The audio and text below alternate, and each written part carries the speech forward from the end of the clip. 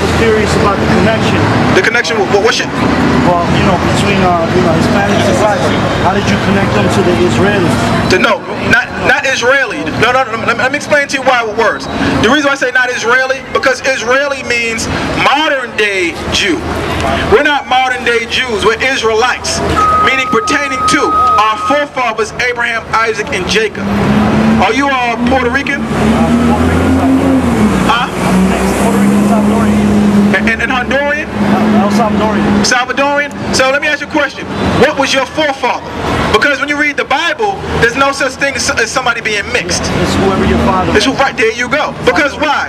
The man. So then you're Salvadorian, right? So what tribe would you be from? Look on the back of that sign right there. Did the brother show you? Zebulon. Zebulon. So you will be from Zebulon. Now go to Genesis the 49th chapter, because we'll go into Zebulon for you to show you the connection.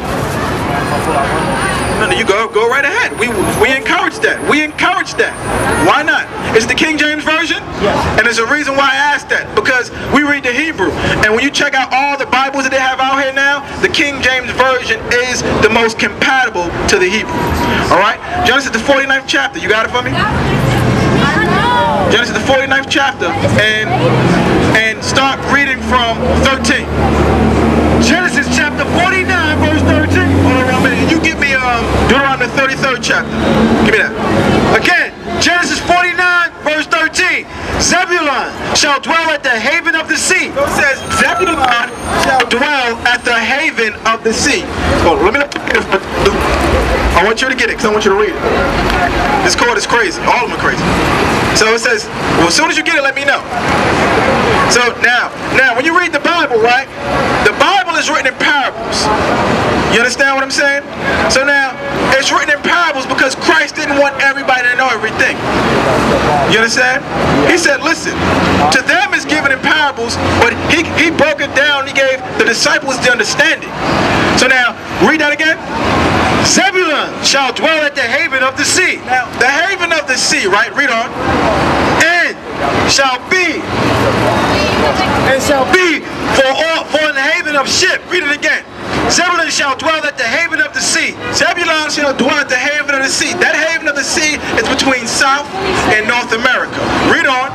And he shall be for an haven of ship. He shall be for an haven of ships. So now, what's down there? The what? The Panama Canal. And what's the Panama Canal for? A haven of ships to do what? Now this is Jacob, right?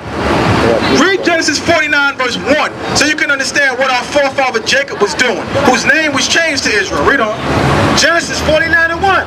And Jacob called unto his sons and said, gather yourselves together, that I may tell you that which shall befall you in the last days. So now, it said, Jacob said, gather yourselves together so I may tell you what may befall you in the last days. So now, aren't we in the last days? We're in the last days right now, right? Now, was he talking about those sons as individuals? No, he wasn't, because they would die off shortly after that, right? He was talking about his children in the future. This is what he was talking about, letting them know where their children would be at geographically and some of their characteristics biblically, so that once the books were back open and it was time for us to dig in these scriptures and find out who we were, we would know which tribe was which. So now, jump back down to where you was in 23. Was that 23 you had? 13, I'm sorry, read on. Zebulon shall dwell at the haven of the sea. So Zebulon, haven of the sea, between North America and South America. Read on. And he shall be for an haven of ships. He shall be for an haven of ships. That's where ships go to where to dock, to rest up, do what they got to do, and then move on. That's the biggest haven. That's a known, and that's also a shortcut to get from the Atlantic Ocean to the Pacific Ocean, so you can go to the other side of the world. That's the shortcut right there, so you can understand. So here it is. If you're coming from the Atlantic Ocean, you stop at the haven, which is the Panama Canal. You get gas, you rest up, you refresh. Maybe you go to Port of Call, check out some of the sites. You get back on, then make your way to the Pacific Ocean. Maybe you're going to China. Maybe you're going to Hawaii. Maybe you're going to Russia or something like that. But that's the shortcut through. Read on. And his borders shall be unto Zidon. His borders shall be unto what? Zidon. Zidon. Okay? So now, but there you go. So now, that's one of the characteristics of who? The Zebulonites. That's one of the main characteristics, okay? Because where that's located at is where? The Panama Canal. We're at in the last days. That's how we know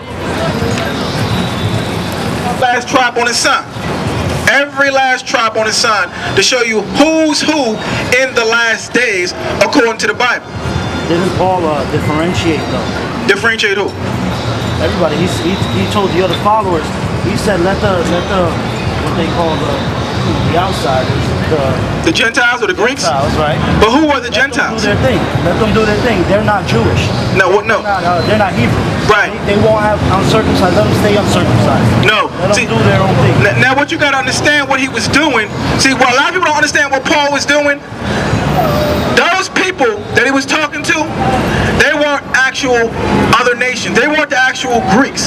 They were our people in a heathenistic mind state. They were Hellenized. The same way how, look, before you came up, you called yourself what? A Salvadorian, right? We showed you in the Bible that you're what? A Zebulonite. Now you shouldn't be calling yourself a Salvadorian anymore, because if you do, then you're in a heathenistic mind state, which is an American mind state. If you're calling yourself a black man, when black is a color, you're in a heathenistic mind state. You understand? But we're different shades of brown. So that's what, you understand? So now, when Paul was talking to these people, he was talking to the ones in a heathenistic mind state following the customs of the Greeks. That's who he was talking to. And what he was saying was, teach them about Christ before you teach them the law. You have to teach them about their Savior.